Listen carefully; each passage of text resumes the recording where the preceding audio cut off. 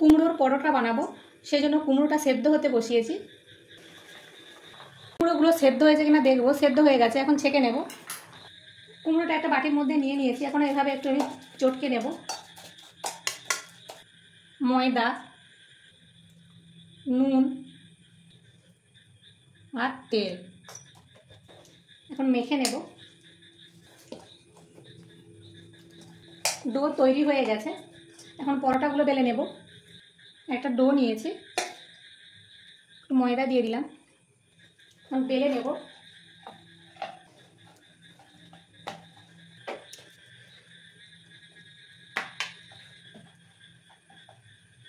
বেলা হয়ে গেছে, এখন ভেজে নেব। ফ্রাইং প্যান গরম করে নিয়েছি, এখন পরোটাটা ভেজে নেব।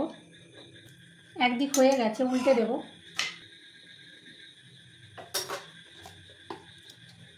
অল্প অল্প তেল দিয়ে দেব, উপরে একটু তেল দিয়ে দিলাম।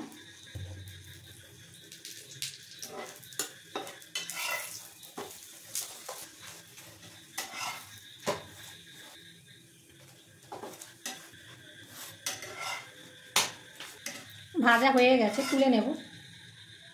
বাকিগুলোও ভেজে নেব।